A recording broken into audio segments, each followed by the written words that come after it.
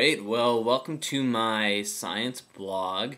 Is my reflection for the week of January 26th, I believe. Yes, this is the reflection for the week of January 26th. And wow, this week was really exciting, really intense. We started our engagement activities, and one of the most exciting things that we did this week, this afternoon, we learned that we're going to be engaging in project-based learning.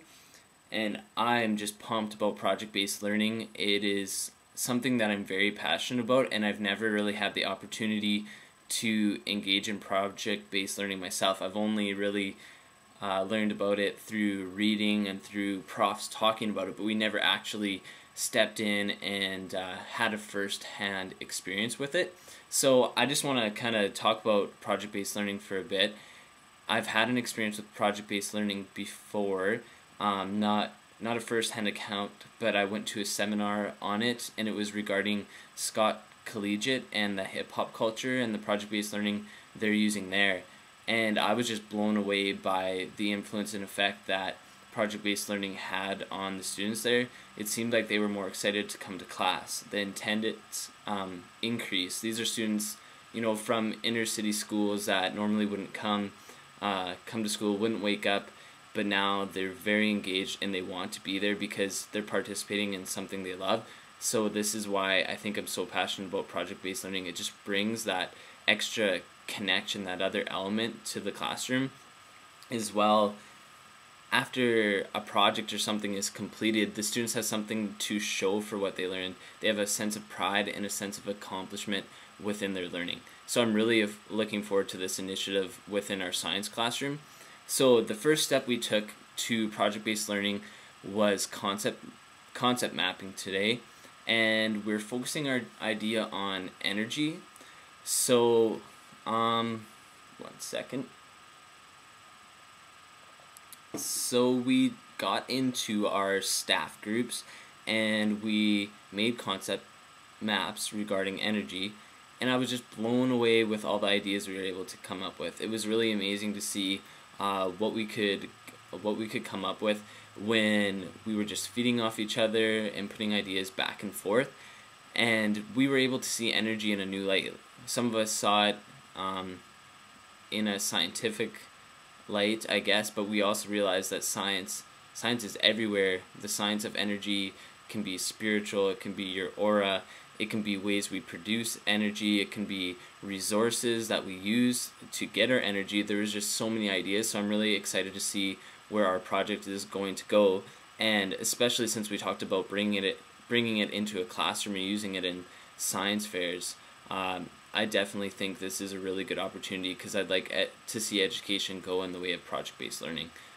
And also another thing we focused on today, like I said, the engagement activity started, and I was just blown away. So I have to, commend my peers because all the activities so far have just been sensational. I've really learned a lot about scientific concepts that I didn't know before, such as displacement. One of my classmates, he did a magic box, and he poured water in the magic box, and then water would come out and you couldn't see what was happening, and then he poured colored water in the magic box as well and asked us to make predictions what color we thought the water would come out as, and it still came out as just water. It was no longer colored, so we had to make predictions of what we thought was going on inside the magic box.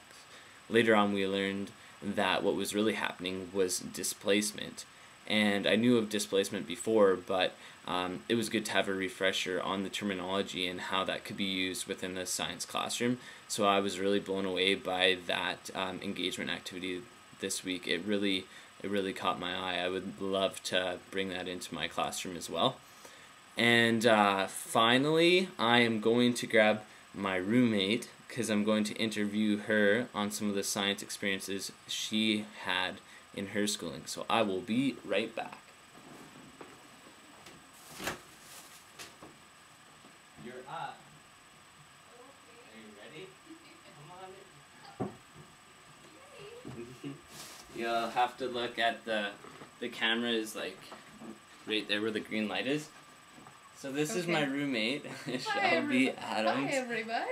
So all I want to ask you is how she's a little nervous. Don't worry about it. What were your experiences of science growing up in the classroom? They weren't very good.